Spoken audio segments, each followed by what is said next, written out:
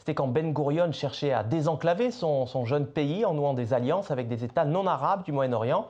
C'est la doctrine dite de la périphérie, comme nous l'explique ce soir Johanna Bender.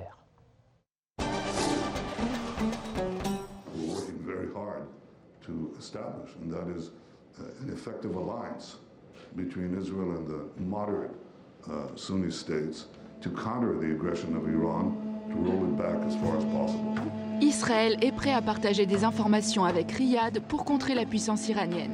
C'est ce qu'a déclaré le 16 novembre Gadi Eisenkot, le chef d'état-major israélien, lors d'un entretien exceptionnel avec un journal saoudien. Convergence d'intérêts entre Riyad et Jérusalem, rapprochement discret en marge des canaux diplomatiques autour d'un ennemi commun, l'Iran. Un virage stratégique radical pour Israël dans sa quête d'alliés au Moyen-Orient. Des amitiés inconstantes mais des manœuvres diplomatiques durables. Ce n'est pas la première fois que l'État hébreu cherche à encercler les pays qui l'encerclent.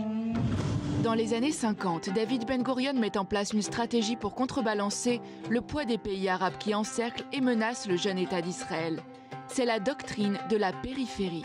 Objectif, nouer des alliances avec les États de la région non arabe et avec des minorités ethniques ou religieuses dans les pays arabes. Parmi elles, les Berbères au Maroc et en Algérie, les Maronites au Liban ou les Kurdes en Irak. Israël encourage le désir d'autonomie nationale de ces minorités, avec à terme pour ambition la création de blocs alliés au cœur du monde arabe. Les pays arabes dits du second cercle, ceux n'ayant pas de frontières directes avec Israël comme le Yémen, sont également courtisés par l'État hébreu. Mais les deux plus importantes alliances mises en place par la doctrine de la périphérie sont celles formées avec la Turquie kémaliste et l'Iran du Shah. Deux puissances régionales musulmanes non arabes. C'est le début de l'alliance Trident. Jusqu'en 1979, date de la révolution islamique menée par Khomeini, les chefs des services secrets des trois pays se réunissent 2 fois par an pour mettre au point leur plan d'action. Parmi leurs objectifs, contrecarrer l'influence de Nasser et des soviétiques dans la région.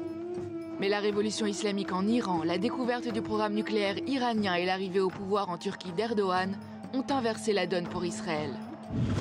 Si Riyad et Jérusalem offrent les signes d'un alignement face à l'ennemi commun iranien, l'hostilité des populations arabes sunnites et la question palestinienne restent des barrages au rapprochement officiel entre les deux puissances régionales.